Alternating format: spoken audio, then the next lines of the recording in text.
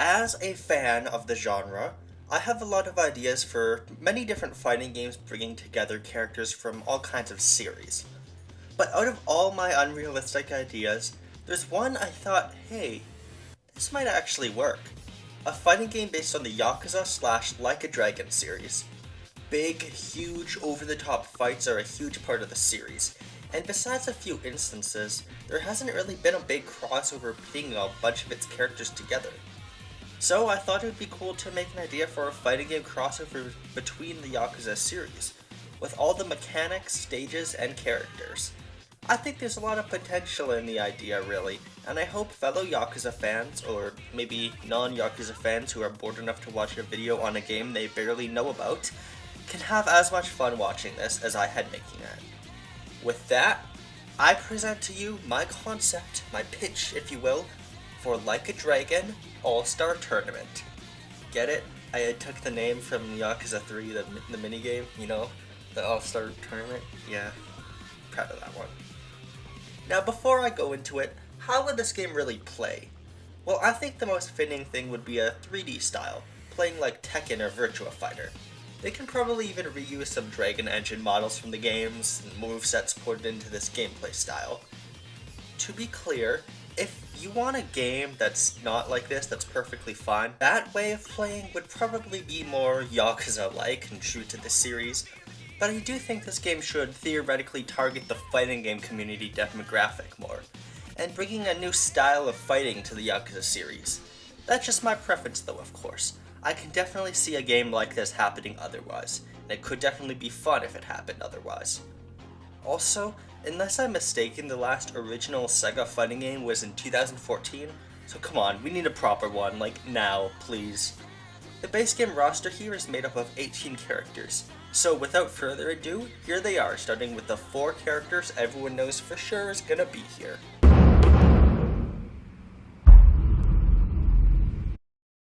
Kazuma Kiryu, Goro Majima, Taiga Saejima, and Daigo Dojima.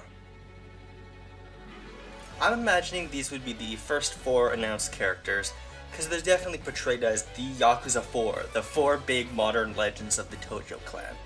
And they're all some of the most obvious inclusions in the game. Majima would probably be more of a rushdown character fighting with his knife, while Saejima would be a tank, and Dojima would be somewhere in between. Now there's Kiryu, who would kinda just be a wealth of attacks and moves from his series. The question is though, would there be a stance mechanic? I personally don't think implementing that would really be necessary, and it might overcomplicate what should be the easiest to pick up character. So I personally wouldn't include it. I actually do have another character planned who I think would be a way better stance fighter. So I'm gonna continue this little thing where I reveal my character choices in batches by now showing 3 villains of the first 3 Yakuza games. Well, I'm not counting Kenzan as one of the first 3 Yakuza games, you know.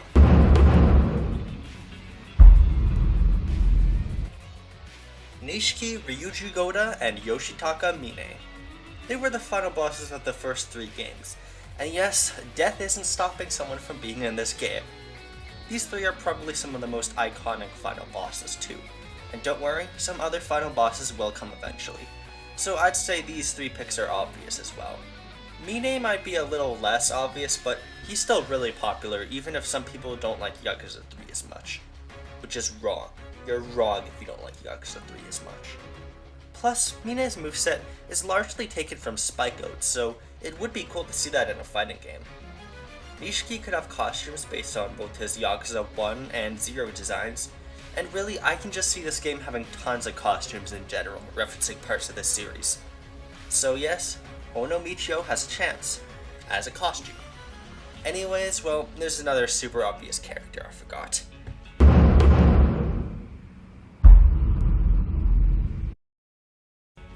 I've always basically considered Akiyama the main protagonist of Yakuza 4, even though he's one of 4 in the game, and he's a super popular character to this day.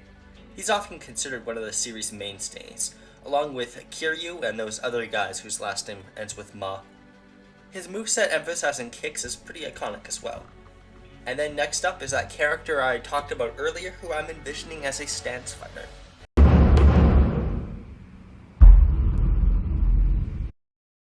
Tatsuya Ukyo, the protagonist of the Kurohyou spin-off games for PSP. He would definitely be a weirder pick for this game, especially considering his series never got a release in the Americas, but he still has a place in this series' history.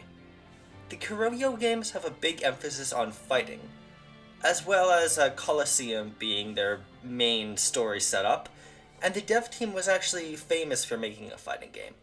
The main reason I think he would be cool, though, is that he would be that aforementioned stance fighter. You see, the Kurohyou games allow Ukyo to change between martial arts before a fight, so I can see some of those being represented in his moveset. Not like 20 from the game, but if I could at least change between Muay Thai, street fighting, and karate as examples, that would be great. He would be a cool fighter in general, and it would just be super satisfying to see him next to the more respected Yakuza protagonists. Next up, we're gonna be going chronologically by release date now, so it's two characters, a protagonist and a sorta villain from Yakuza 5. So yeah,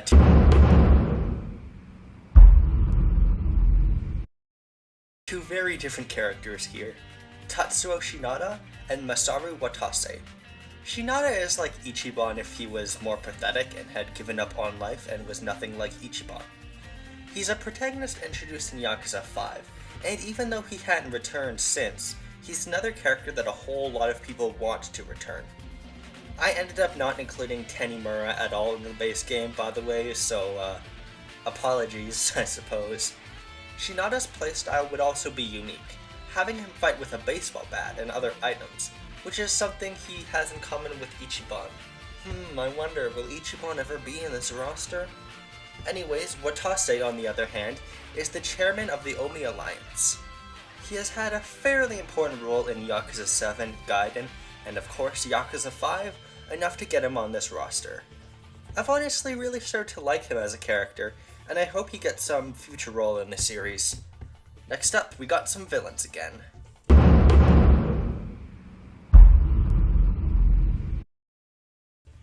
The three lieutenants are a really iconic part about Yakuza 0, so I've added two of them here, Daisaku Kuze and Keiji Shibusawa.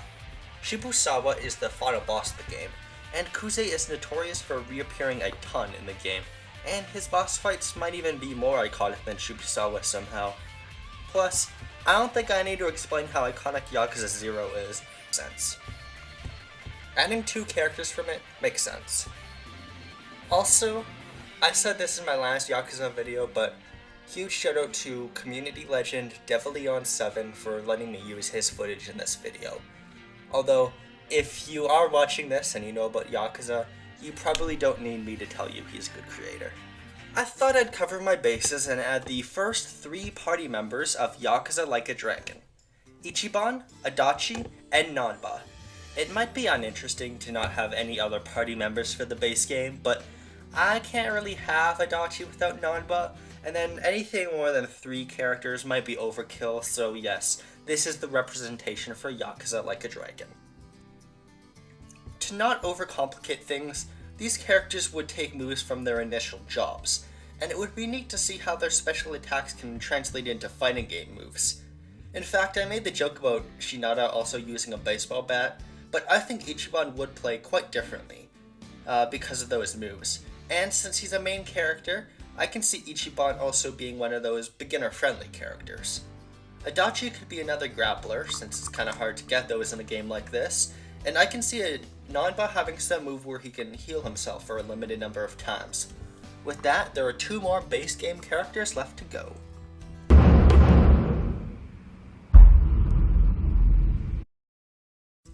The protagonist of the Judgment games, Takayuki Yagami, and the villain of the sequel Lost Judgment, Jin Kuwana. The Judgment games are pretty big cult classics at this point, and they've even been referenced in the mainline Yakuza games with cameos, so they kinda have to be here. Yagami is an obvious pick, and again, him being a stance fighter feels kind of unnecessary to me, but that's just my opinion, and guess what, this game doesn't even exist. But then Kuwana might be a bit of an unexpected pick, especially compared to someone like Kaito, who's the secondary protagonist of the series. I simply picked Kuwana to represent more aspects of the Judgment franchise, and his rivalry with Yagami is arguably equally as iconic with Kaito's partnership with him. And then I actually lied because this game needs a boss, and since Sega is Sega, they would almost certainly make that boss a pre-order bonus character, probably for an egregious price. So that makes Joamon our 19th character because obviously it would be Joamon. Come on. Now, I do indeed have a full 3 seasons of DLC all planned out, but before we do so, there are a couple more things to get through. First up, the stage lineup. These are the 9 stages I decided to add.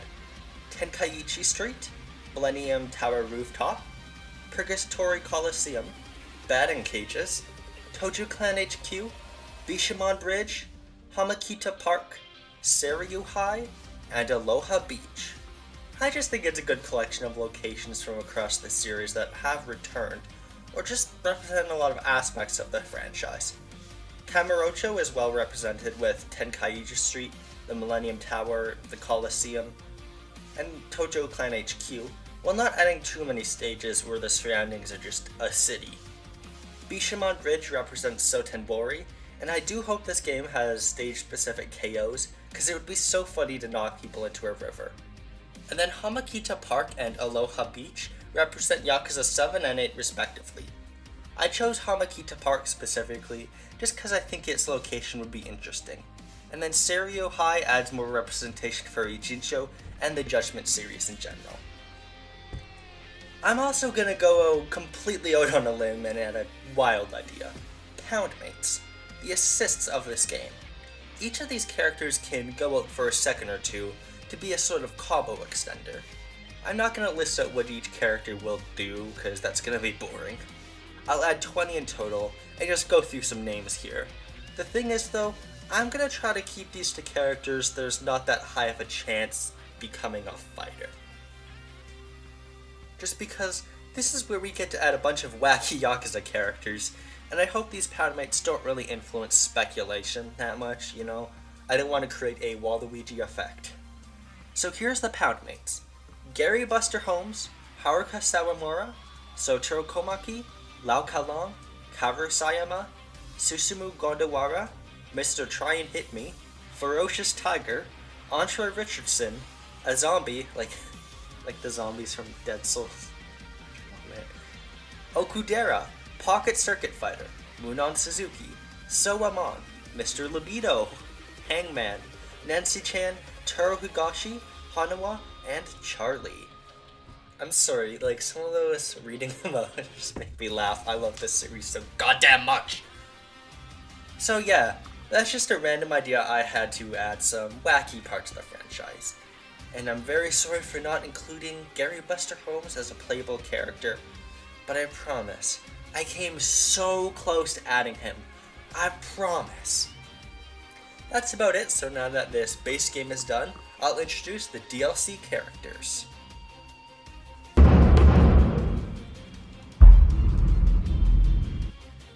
Yeah, I'm eventually gonna add all the party members from Yakuza Like a Dragon, and so Jungi Han and Saiko Mukuda are here. I mean, Jungi does like monster damage in the game, so you know, pay to win. Now, Saiko is probably gonna raise some alarms due to Kiryu's famous character trait of not hitting women. He even avoids female party members like her in his boss fight in Yakuza 7. I don't think it's that big of a deal though, to be honest. It's not a Sanji-like complete avoidance of hitting women even if they're fighting him, and I don't think it's as big of a deal as people say. I've played all the mainline Yakuza games and done all the sub-stories for a few games, and it's only been mentioned a couple of times. Also, Project Cross Zone 2 exists. If you really think it's that big of a deal though, just say Kiryu got replaced by Mirror Face or something. Oh no! I don't know. Anyways, there's Kaito. I mentioned Kaito earlier, and again, he would be another tank character. He was the protagonist of his own DLC too, so don't forget that. And then Homari Nishitani. He's sort of a rival to Goro Majima back in Yakuza 0, and actually inspired his demeanor in a way in subsequent games. I was gonna have Awano, the other Yakuza 0 lieutenant, but I just went with Nishitani last minute because his boss fight is so iconic. Or at least the introduction to his boss fight. I would add Awano if I made one more DLC pass though. I also think they could have some costumes based on Homori Nishitani III from Gaiden. Maybe they could have premium costumes that change a character's voice lines. So if Ono Michio is getting it in this game, he will absolutely have his own voice lines. Here's the second pack.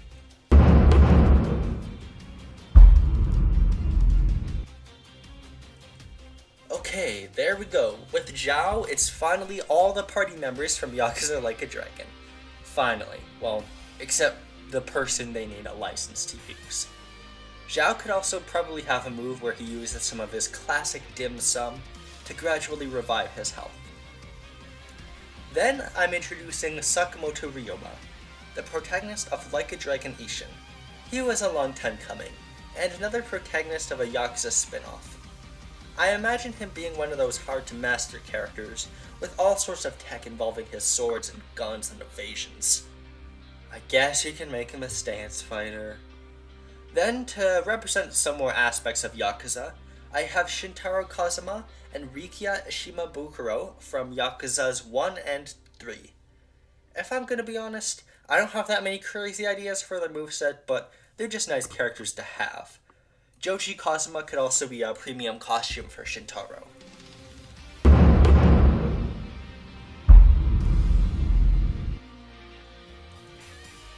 Sun-Hee is a character in Yakuza Like a Dragon, but she doesn't become playable until Infinite Wealth, so she kinda goes here with the whole add every party member agenda. Speaking of Infinite Wealth, Yutaka Yamai is an anti-hero of sorts from that game, and even though it's pretty recent, I've seen a ton of praise and hype for him as a character, and I really hope he comes back. He really feels like a dark timeline version of Kiryu or Ichiban and all that. He also has an enormous amount of boss fights that reach Kuze levels, and a ton of attacks to pull from. I added him over someone like Tomizawa, just because I feel DLC could use more villains. Then, Tanimura is the final protagonist, which means we basically have every protagonist somewhere in this game now. Yay. He's similar to Yagami moveset-wise, and the whole licensing issue with his face is what held him back until now. Then, as a pseudo-guest character, Kenshiro is here.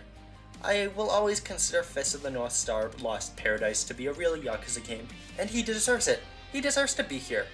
Heck, you can even make Kenshiro Kazumi a premium costume, even if he's not actually in an RPG game. Then I kinda last minute added Shishido, just because, holy shit, how did I not have Shishido here yet? So yeah, Shishido also gets to be represented, and it is good to represent more villains, since that's something this roster kinda struggles with. One last thing though, when I was writing this I came up with 5 characters I think I would add in a hypothetical next DLC pack. I'm going to consider this a sort of bonus. I'll say these picks, but just know they're a little happy accident that I came up with. I've explained the reasoning for most of these earlier, so they probably won't be too unexpected. Those are Gary Buster Holmes, Hiroki Awano, Takechi Hanpaita, Masato Aizawa, and Eric Tomizawa. Hanpeita's just there to represent more Ishin, more villains, and spin-offs a little more. And I'll also say, if Gary isn't as a poundmate, he can be replaced with Chitose Buster Holmes. Oh yeah, sorry to Chitose by the way. She doesn't become a playable character. And then, to represent more villains again, there's Aizawa. This deal... Actually, screw it. I love that lineup so much, I'll just make it canon. This DLC is now real. Congratulations, Aizawa. You finally accomplished something in your worthless life. That leaves us with a pretty substantial roster of 36. Those being Akira Nishikiyama, Daigo Dojima, Daisaku Kuze, Eric Tomizawa, Gary Buster Holmes, Goro Mashima, Homura Nishitani, Ichiban Kasuga, Jin Kuwana, Joe Amon, Jun Gihan, Kazuma Kiryu, Keiji Shibusawa, Kenshiro, Koichi Adachi, Kosei Shishido, Masaharu Kaito, Masaru Watase, Masato Aizawa, Masayoshi Tanimura, Rikiya Shimabukuro, Ryuji Goda, Saikomu Koda, Sakamoto Ryoma, Sunhee, Shintaro Kazuma, Shu Nakayama, Takayuki Yagami, Takechi Henpeita, Taiga Saejima, Tatsuo Shinada, Tatsuya Ukyo, Tanyu Zhao, Yoshitaka Emine, Yu Nanba, and Yutaka Yamai. That's gonna be it, so thank you so much for watching, and I'll see you later.